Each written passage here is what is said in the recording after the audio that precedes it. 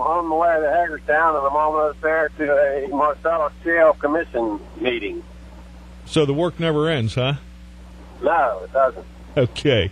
Hey, listen, I was reading some of the winners and losers columns from the legislative session, and one thing that kind of got lost in the mess that happened at the end is this one publication, I can't recall what it was, said that you were one of the winners because you were able to get a exemption for the majority of Garrett County from paying the enhanced flush tax. Is that correct? That is correct. Okay, well, tell me about that. That's pretty good news for somebody that didn't think that was possible.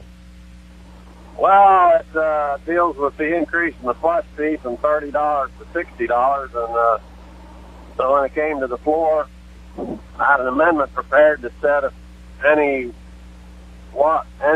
waters that do not flow into the bay or coastal bays would be exempt from the additional $30 increase. So the president, we debated it. I offered the amendment. Of course, the floor leader opposed it, and we bantered back and forth and debated the issue, and then they called for the vote. And to my surprise, it was 26-20, and it even surprised the president because he said, well, the amendment fails, let's move on. And everybody's yelling, no, it didn't. Passed 26-20. So then he said, up, and he said, okay, let's vote on the bill as amended, and the bill passed, although I voted against the bill. And then as soon as that was done, he said, well, let's give the senator from Western Maryland a hand for his outstanding job on getting that amendment on that bill, which I thought was rather interesting. And then the House agreed to accept the amendment because it was like the last day, and they wouldn't have it, might have time-wise screwed up the whole bill. So we were fortunate to do that. So it affects probably about two-thirds of Garrett County, and parts of Ocean City in that area that flows directly into the ocean. Well, how about that? That's, like I said, that's a surprise to me, a surprise to Senator Miller, and a surprise to you as the amendment sponsor. I know sometimes you have to fight on things down there that you don't think have a snowball's chance in Hades, but go ahead. You have to do what you think's right. And, I said, look, when we passed this, I was actually the minority leader in the House, and it was Republican administration, and we worked to get the bill through for Governor Early. And, the Bay is a very positive asset to this state, and we need to do things to try to clean it up. So I said, we're paying the $30, but we don't have one of the 66 largest treatment plants, so we don't get any money to fix any of those up. We don't get much for cover crop because of the weather. Now, some people have tapped the fund to renew or replace septic systems, which is part of our charge with this money, and we've had some people use that. So I said, it's appropriate that $30 stays in place, but to ask for more, we're doing all we can anyway because our water doesn't go to the bay. And, I think it impacted, like I said, it passed, so I think that kind of commentary had a lot of impact on the people that supported the position of the amendment. Yeah, and the other thing that is surprising to me is I thought a lot of these votes are kind of cut and dried, but they listened to the debate and they made up their minds on the merits of the debate, and that's got to be a positive thing for anybody that believes in American legislature. Yeah, and in this case, it wasn't a political amendment. It wasn't a Republican-Democrat issue. It was an issue for the people as far as what's right and what's not right. And by maintaining the original $30, you're still saying, okay, we feel we should pay something. We're okay with the 30, but if you're going to double it, and we're really getting nothing other than some septic upgrades, which is a small amount of the whole pot, why should we be asked to pay another $30? Well, again, I think it went over well with my colleagues, or at least 25 other ones, that they went along and supported my amendment. You're heading down to the Marcellus Shale Task Force meeting today. What is on that agenda, and are they making progress or spinning their wheels? I think we're to the point you're just kind of spinning wheels. They did the first phase, and the first phase was to say what kind of revenues you might want to raise from it and liability issues. And then they turned around, the administration didn't put any bills in. I asked the chairman if they were going to put any bills in. He said not to his knowledge. So Wendell and I put some bills in. Then Delegate Mazier, who's on the opposite end of the line, she put some in the House along with a couple other people. One or two of those did pass, but now they're into the phase of looking at best management practices, which may or may not dictate legislation, because a lot of that will be rolled into the permit process and what you have to do to get a permit. They had a bill in to charge these companies that have leases $15 an acre to raise money to do a complete overview study, which I don't know of any other industry we've asked to do that in this state.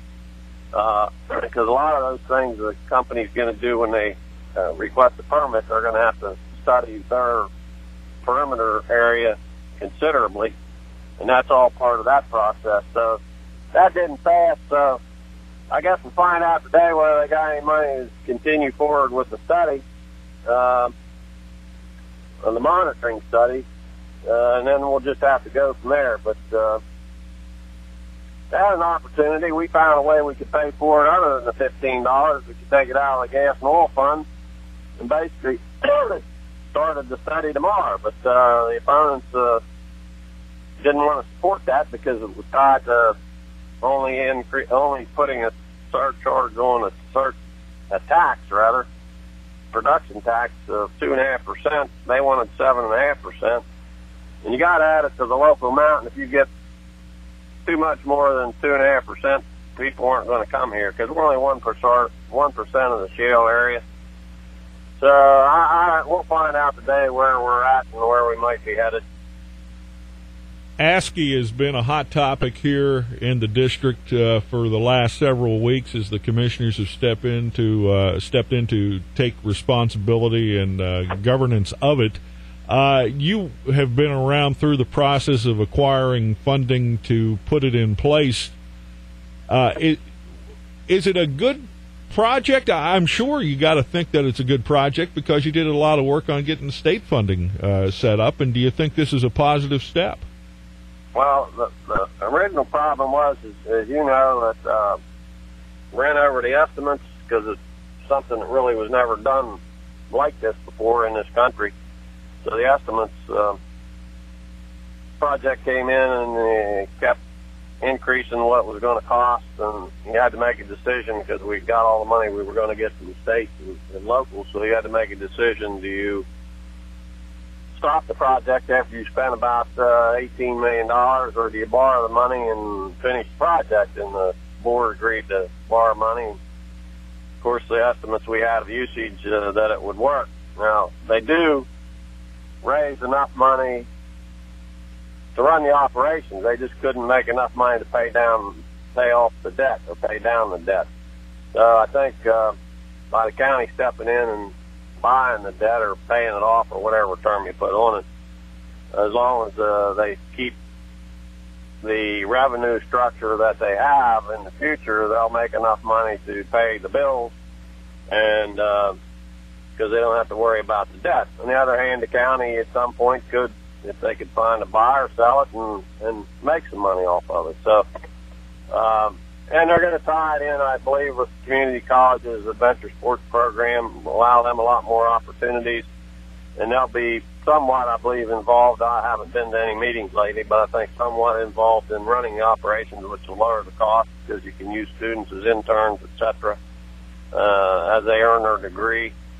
So if you mix the two together, then they can save money on the one hand, and so therefore you could say you actually generate more on the other hand. But it is looking down the road of a long view. It's probably a fair approach. I mean, not to say there wasn't somebody out there that might not have bought it otherwise, I don't know. But the county's in a position now that they can make sure it's a go and it's going to continue to move forward, and they could offer for sale in the future and probably get a fair amount if someone's interested as the economy picks up and make something from it. But it is bigger government. Well, anytime government gets involved in anything, it's bigger government. Yeah, but I mean, as a Republican, that must be something that chafes at you a bit. Well, it does to a degree, but in this case, again, I haven't been to any meetings lately, but I understand they're going to be tying the college into operations and help running it and use it as part of the degree program for the college for the adventure sports people. It kind of blends in and gets people ready for when they get out of school and to go into the business world, some of which may stay there. You may generate someone that would come in and say, hey, county, this thing's going pretty good. How about selling it to us? So there's a lot of options, I think, out there in the future. But yes, it is. Anytime government gets involved in anything, it's bigger government. And the less the government gets involved in, the better it is. But here you had a situation where something was already there. There's been about $18+ million spent of government money. So you would want to try to keep it going so you don't actually lose that money. Now, if someone would walk in and buy it, which you didn't know, that would make a difference. But in this case, the county felt that was their best step, and that was their decision, and we'll just have to wait and see if it pans out.